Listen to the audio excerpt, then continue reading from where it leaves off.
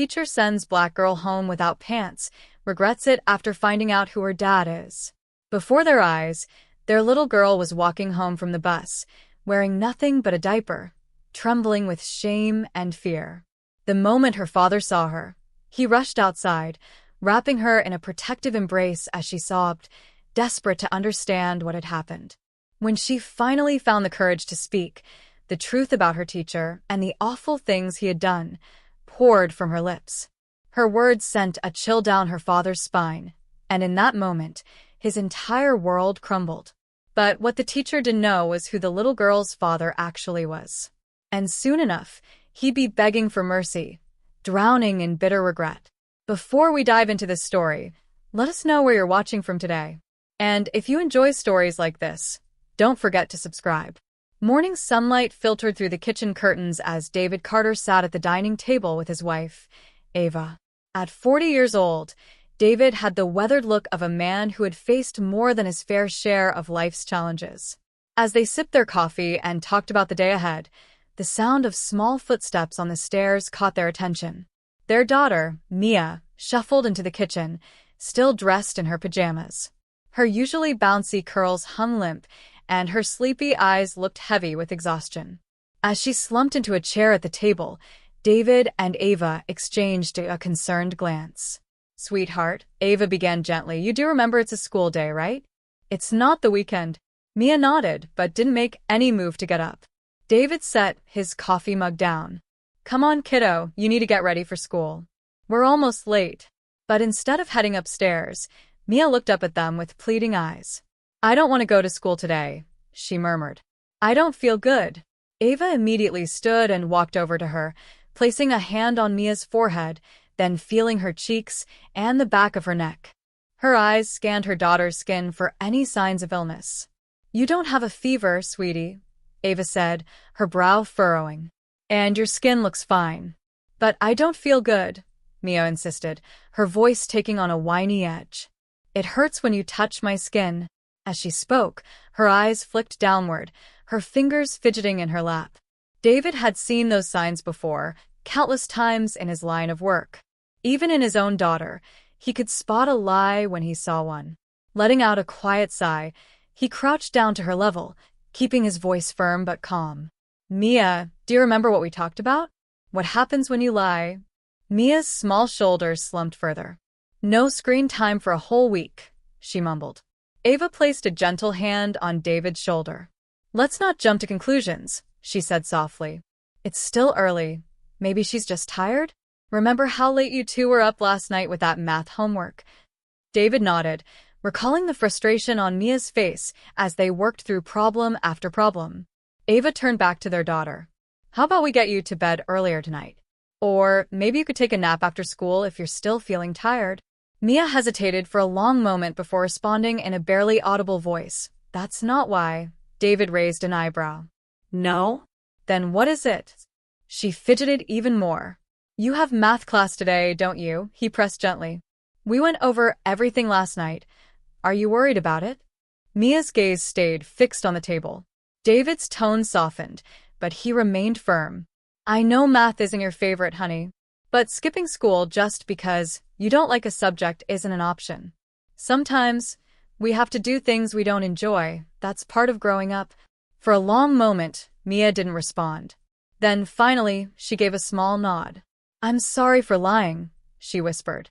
Without another word, she pushed back from the table and trudged upstairs to get ready for school. As the sound of her footsteps faded, David and Ava exchanged a worried glance. "You don't think she's being bullied, do you?" Ava asked, voice laced with concern. "Do you?" Ava asked, her voice tight with concern. David shook his head. "I don't think so. Remember, those kids who were causing trouble got suspended months ago. And the school's been really proactive with that new whistleblower program on the parent-teacher app. If something was going on, I think Mia would tell us or other students would have blown it up on the app." Ava nodded, though uncertainty lingered in her expression. "You're right. It's just she hasn't acted like this in a long time. Not since last year." "I know," David said, running a hand through his hair. "But I really think it's just the math. We started a new chapter last night, exponents and roots. It's tough for her grade level, and she was really struggling to grasp the concepts. As they talked, both parents tried to shake the nagging feeling that there might be more to Mia's reluctance than just difficult schoolwork. But for now, they had to focus on getting her ready for the day. 10 minutes passed, and the house remained eerily quiet. David glanced at the clock, then at Ava. Without a word, she gave him a nod and headed upstairs to check on Mia, while he stayed behind to finish his breakfast. When Ava stepped into Mia's room, she found her daughter dressed for school but sitting on the edge of her bed, staring down at something in her lap. As she moved closer, she realized it was one of Mia's diapers. "Mia, sweetheart," Ava said gently. "Why aren't you wearing your diaper? You know you need to." Mia's eyes lifted, brimming with tears. "Mom, I'm 7, she whispered, her voice trembling. "None of my friends wear diapers. I don't want to wear them anymore." Ava's heart ached for her little girl. She sat down beside her, wrapping an arm around her shoulders. "I know it's hard, sweetie," she said softly. "But remember, this isn't about your age. You wear them because of your medical condition." Mia sniffled.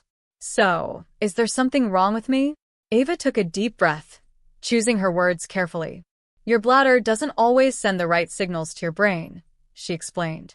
"That makes it harder for you to know when you need to go.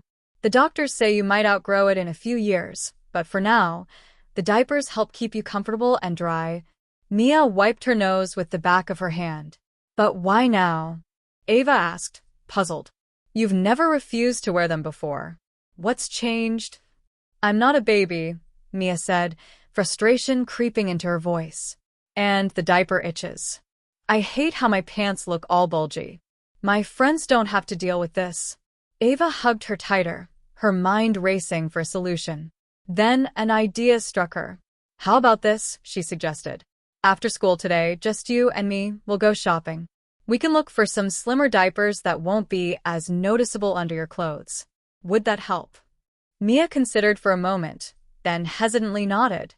Ava smiled in relief. "Good. But just for today, can you wear your regular diaper? For me?" Mia hesitated, then sighed. "Okay." Ava helped her finish getting ready, ensuring her backpack was packed and her shoes were on. As they headed downstairs, David was already by the front door, slipping on his work shoes. Something about Mia's behavior didn't sit right with him. Making a split-second decision, David got out of the car and followed his daughter at a distance. He hung back as Mia entered the school, careful not to draw attention to himself. From where he stood, he watched as she joined the queue at the reception desk to register her attendance. Her shoulders were hunched, her movements hesitant. As he leaned against the side of the entrance, letting other students stream past him, a familiar voice caught his attention. "Mr. Carter? Mia's father, right?" David turned to see Mr. Richard Calloway, Mia's new classroom teacher, approaching with a friendly smile. He nodded, shaking the man's hand. "That's right. Good morning, Mr. Calloway." "I hope everything's all right," Mr. Calloway said, glancing toward where Mia had disappeared inside. "Dropping Mia off yourself today?" David hesitated for a moment before deciding to voice his concerns. "Actually, I was wondering if you've noticed anything off with Mia lately? Any issues with bullying or strange behavior in class?" Mr. Calloway's brow furrowed as he considered the question. "Nothing out of the ordinary that I've seen," he said after a moment. "Of course, I've only been her teacher for about 3 weeks, but from what I can tell, she seems to be adjusting well. Is there something going on that I should be aware of?" David shook his head, though he wasn't entirely sure himself. "She just seemed really reluctant to come to school today. I thought maybe something had happened." Mr. Calloway said, realization dawning. "You know, it might just be the math. We're getting into some pretty tough material, and I just put up a pop quiz. A lot of students have been struggling, not just Mia." "That's what I thought too," David admitted. "We were working on exponents and roots last night, and it was rough." Mr. Calloway nodded sympathetically. "Have you thought about enrolling Mia in the after-school math program? It might help boost her confidence with the material." "I usually help her at home in the evenings," David explained. "But maybe we should look into it if she keeps having trouble." "Well, you're clearly an attentive father," Mr. Calloway said with a reassuring smile. I'm sure Mia appreciates that. But really, I wouldn't worry too much. Math's tough for a lot of kids, but they all manage in the end. The school bell rang, and Mr. Calloway excused himself to head to class. David felt slightly more reassured as he watched the last few stragglers hurry through the school doors, their backpacks bouncing against their shoulders. With a deep breath, he turned to head back to his car, but that lingering sense of unease didn't quite leave him. Maybe it was just the math, like Mr. Calloway said. But what if it wasn't? Settling into the driver's seat, David drummed his fingers on the steering wheel. One last glance at the school entrance, and he forced himself to set the matter aside. Mia was in a safe place now. No point in overthinking things. He exhaled and shifted gears, mentally and literally. Now, David Carter was no longer a concerned father. He was an undercover narcotics detective. He suited up, running wax through his hair and fastening his holster around his waist, careful, as always, to keep his service weapon unloaded when heading home, yet ensuring a quick response if needed. As he prepped for the day ahead, his thoughts shifted from worries about Mia to the dangerous world he was about to step back into. David was part of a task force infiltrating drug distribution networks, and today's mission involved a sting operation at an abandoned warehouse. The drive to the site would take several hours, plenty of time to go over the strategies they'd mapped out, the looming operation deadline, and the ever-present budget constraints. Just as he merged onto the highway, his phone rang. A quick glance at the caller ID. His boss, Senior Detective Mark Lawson. David answered, putting the call on speaker. Carter here. Sorry for the late notice. Mark's voice crackled through. There's been a change in shifts. Any chance you can take the night shift instead of days? David frowned. What happened? Mark sighed. One of our informants has gone missing. We're worried the cartel might be onto us, so we're postponing this morning's operation. Too risky to go near the warehouse right now. Plus, we need more officers for an unexpected night surveillance op at a different location. Looks like we found a fifth warehouse connected to the cartel. David considered the change. It was unexpected, but a part of him felt relieved. Mia's behavior still gnawed at him, and if he took the night shift, he'd be home during the day. Actually, boss, that might work better for me, David said. I've got some family stuff going on. A night shift could be good. I appreciate your flexibility, David, Mark said, sounding relieved. I'll send over the details for tonight's op. Make sure you go through the intel on this new warehouse. It's crucial we're all on the same page. After confirming the details and ending the call, David found himself with an unexpectedly free morning. He decided. Heading home, David planned to review the operation materials from the comfort of his home office. As he passed the school again, he briefly considered stopping to check on Mia, but a glance at the clock showed it was only 9:30, still too early for recess. With a sigh, he continued on his way, hoping a quiet morning might help ease the nagging worry in the pit of his stomach. The familiar sight of his house came into view, and as David pulled into the driveway, he felt a wave of relief. Some unexpected time at home was a welcome change. Stepping inside, he was immediately met with the surprised face of his wife, Ava. David, she questioned, concern and confusion mixing in her voice. Is everything all right? Why aren't you at work? He explained the situation as they moved into the living room, settling onto the couch. There was a last-minute schedule change. I'm on night shift now, so I've got some time before I need to head out. Ava nodded, processing the change. Well, I suppose that's not so bad. It'll be nice to have you home for a bit. She paused, studying his face.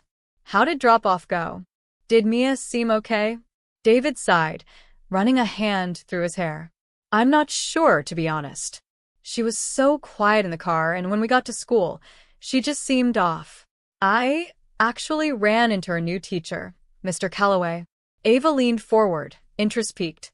What did he say? He thinks it might just be the math or his approach with pop quizzes. The kids are still adjusting to his teaching style. Apparently, a lot of students are struggling with the new material. He suggested we consider enrolling Mia in the after-school math program. Ava frowned slightly. I don't know if Mia would like that idea. Couldn't you just keep helping her at home? David shook his head. With these night shifts, I won't be able to teach her as regularly. Maybe you could help instead? Of course, Ava agreed easily. No need to waste money on an after-school class she wouldn't enjoy anyway. As they continued discussing Mia and her struggles with math, David's phone buzzed. It was the promised materials from his boss about the night's operation. I should probably go upstairs and review this, he said, standing. Need to be prepared for tonight. Ava nodded in understanding as David made his way to his home office. The next few hours passed in a blur of reading, research, and an online team meeting to discuss the operation. By the time he finished, his eyes were strained from staring at the computer screen. Closing the laptop, he headed downstairs, the aroma of lunch wafting through the house. Stepping into the kitchen, he saw Ava carefully plating Mia's favorite dish. A glance at the clock, 12:20 p.m. Mia should be home any minute now. As Ava finished setting the table, she turned to him. I'm going to go change, she said. I promise Mia we go shopping for a new brand of diapers. David nodded, watching as she disappeared down the hall. He hoped the trip might help Mia feel more comfortable. As he turned back toward the kitchen window, his prediction proved right. The school bus came into view.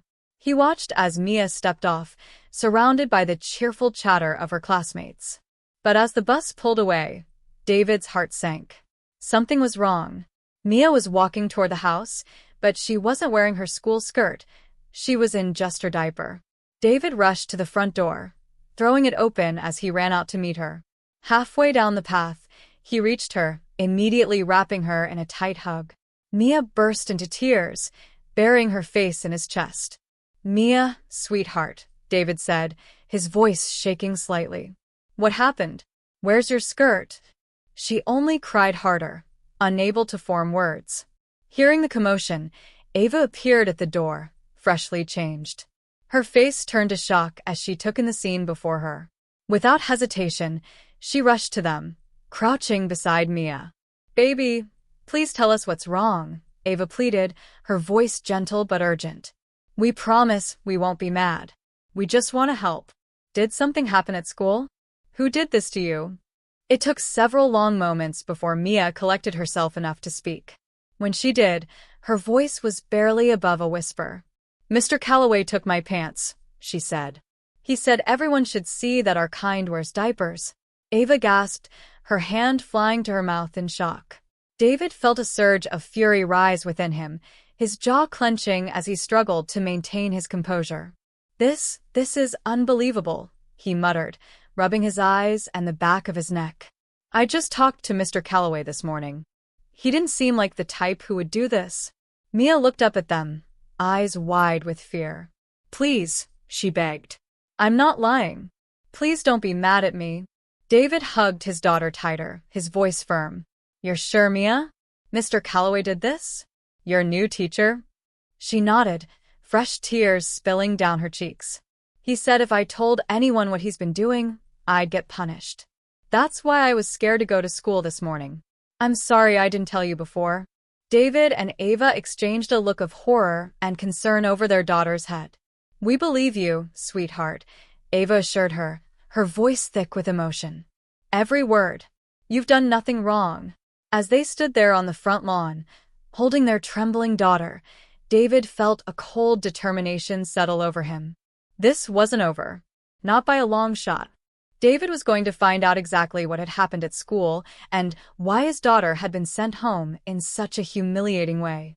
The weight of Mia's revelation hung heavy in the air as he gently guided his family back inside. Once inside, Ava immediately took charge, pulling Mia into a warm embrace and murmuring soothing words.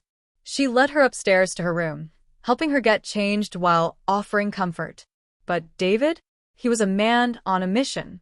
Following them upstairs, he bounded up the steps 2 at a time and burst into his office, which was right next to Mia's room. With quick, precise movements, he grabbed his wallet, phone, and car keys. His mind raced, a potent mix of rage and protective instinct driving him forward. As he thundered back down the stairs, Ava looked up from where she was tending to Mia on the bed. Her eyes widened as she took in the set of his jaw and the sheer determination in his stance. David, she began, her voice cautious. What are you doing? I'm going to the school, he replied, his tone brooking no argument. I'm going to handle this once and for all. Mia's head snapped up, her eyes wide with fear. No, Dad, she cried. The teacher will punish me tomorrow. David stopped, then walked into her room, crouching down to meet his daughter's frightened gaze. His expression softened. I promise you, sweetheart, he said, his voice low and intense, that teacher will never be able to hurt you or anyone else again. As David straightened and turned toward the door, Ava's voice stopped him. David, she said, urgency lacing her tone.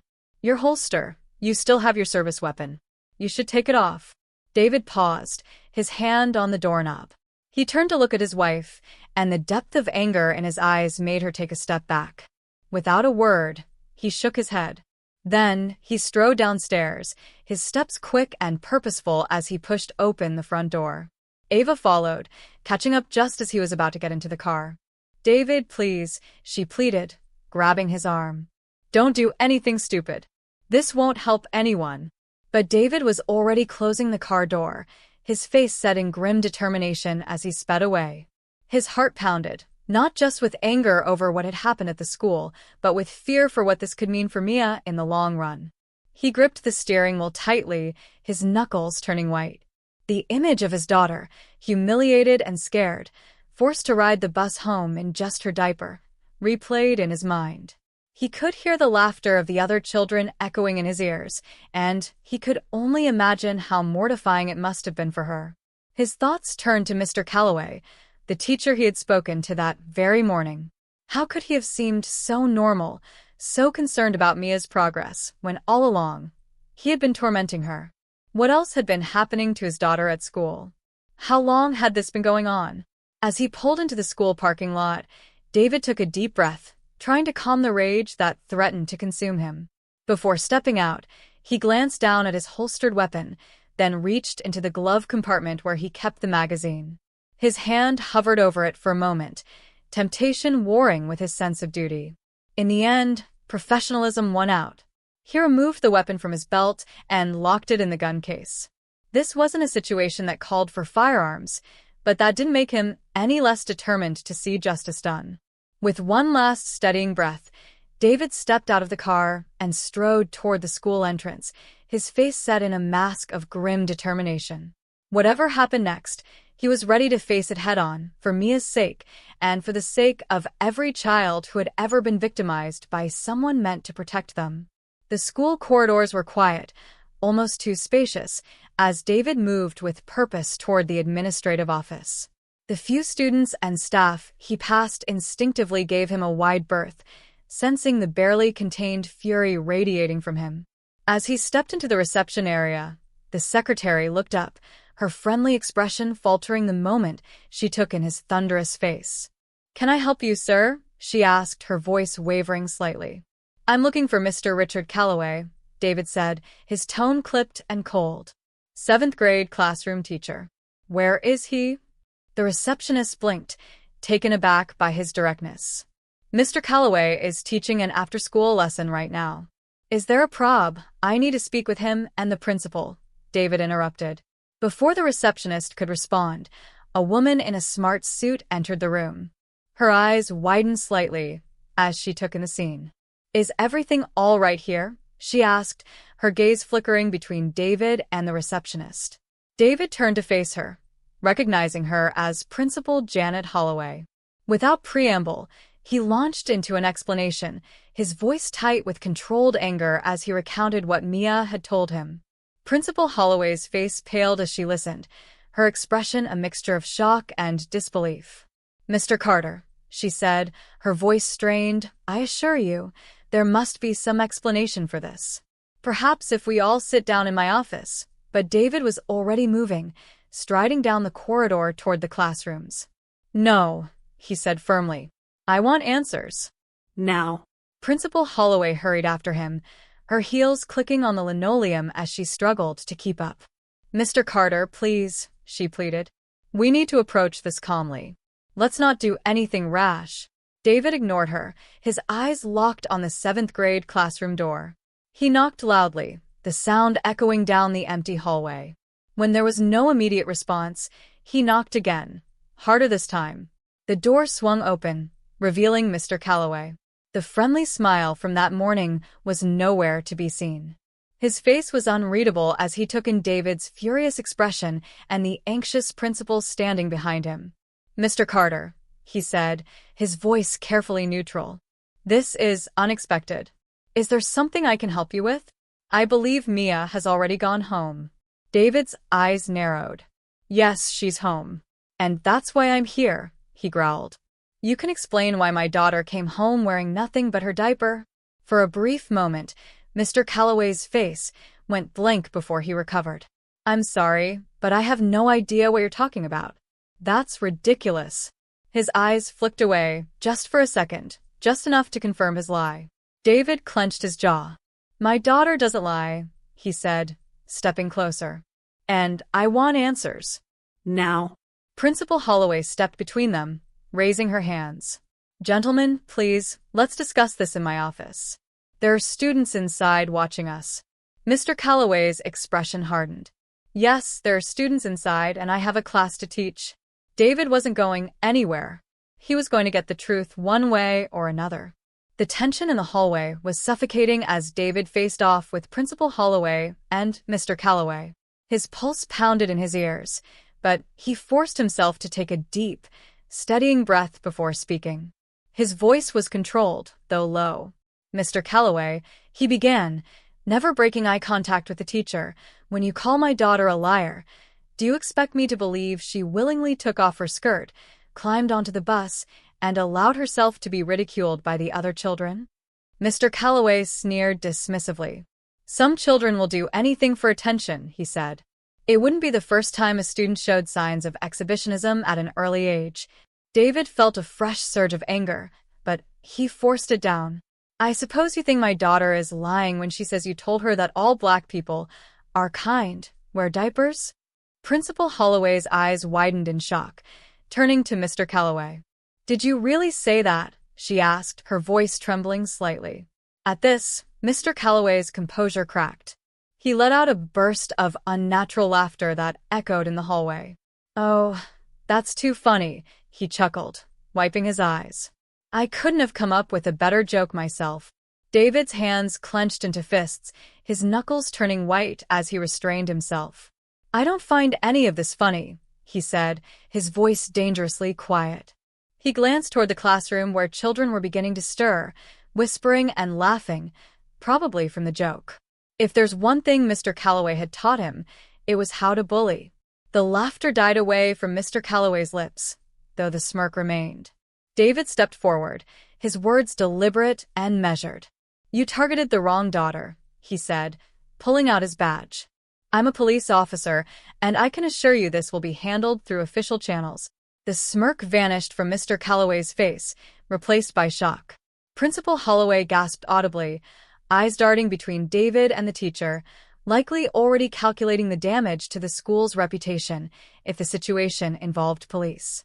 Mr. Calloway's demeanor shifted instantly. "Officer, I'm sorry for laughing," he stammered. "That was unethical of me as a teacher. This is all a misunderstanding. We can work this out together." David's expression remained stern. "Unethical," he echoed coldly. "What you said to my daughter, what you did to her, that's abuse and racial discrimination." His voice was unwavering. "The first step in resolving this is for you to show me where you've kept my daughter's skirt." Mr. Calloway's eyes darted nervously between David and the principal, realizing he was cornered. He swallowed hard. I left it in the staff restroom," he confessed, his voice reluctant. David's jaw tightened. "Lead the way," he ordered.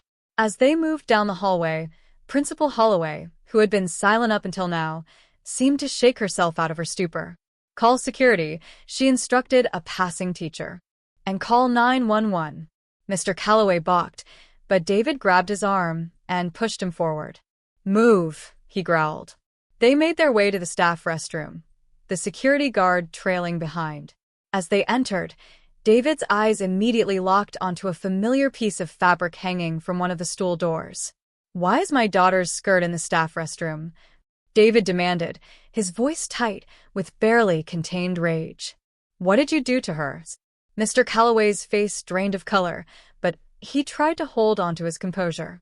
Before he jumped to conclusions, you see, Mia, she didn't want to wear her diaper anymore, he began shakily.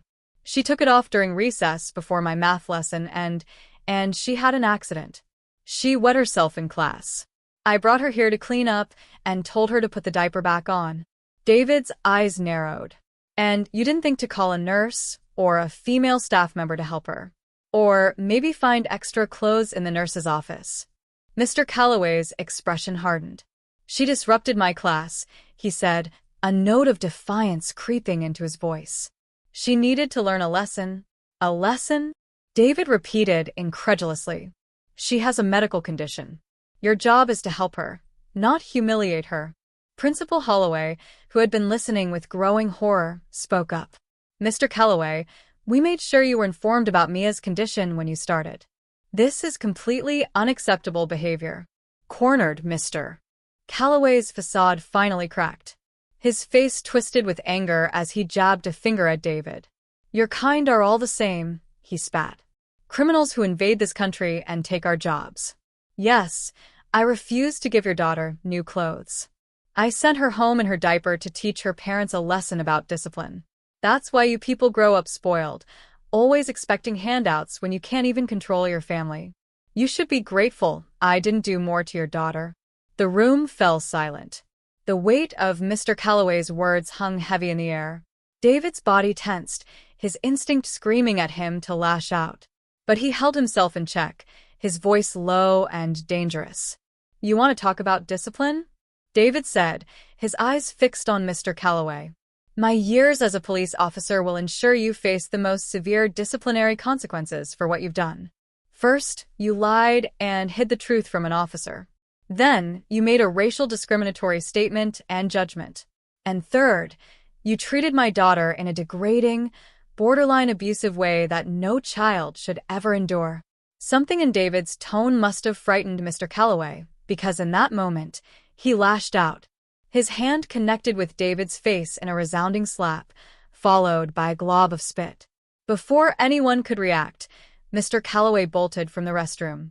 The security guards standing outside, caught off guard by the sudden turn of events, were too slow to stop him. David quickly recovered from the assault and took off after the fleeing teacher, his police training kicking in as he sprinted down the hallway. He gained ground on Mr. Calloway with every step.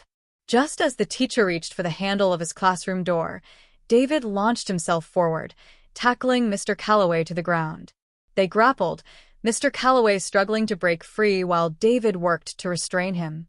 The classroom door burst open, students pouring out to witness the struggle.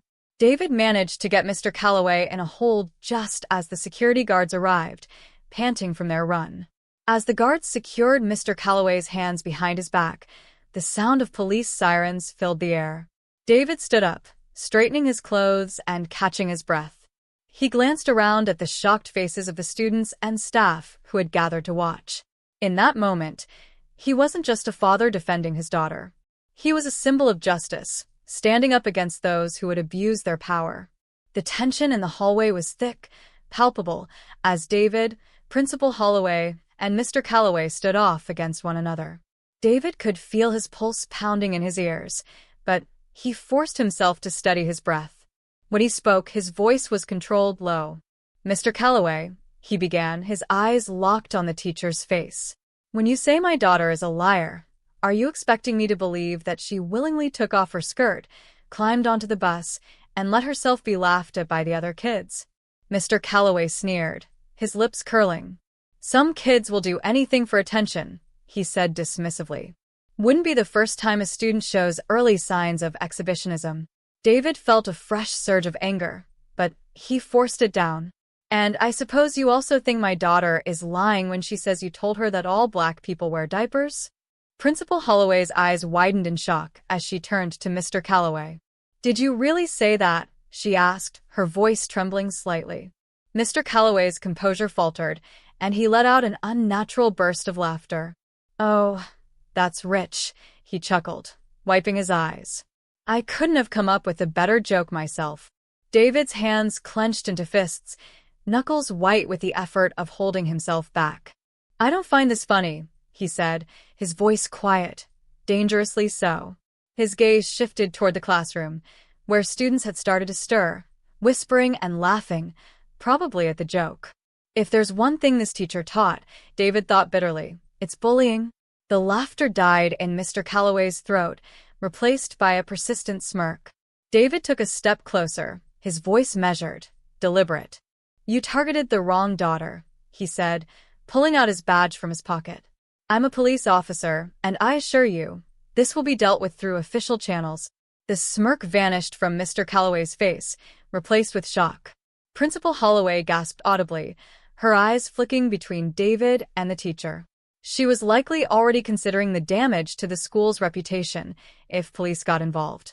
Mr. Calloway's demeanor shifted instantly. "Officer, I apologize for laughing," he stammered. "It was unethical for me as a teacher. This is all just a misunderstanding. We can find a solution, right?" David's voice remained cold. "Unethical? What you did to my daughter is abuse and racial discrimination." He paused.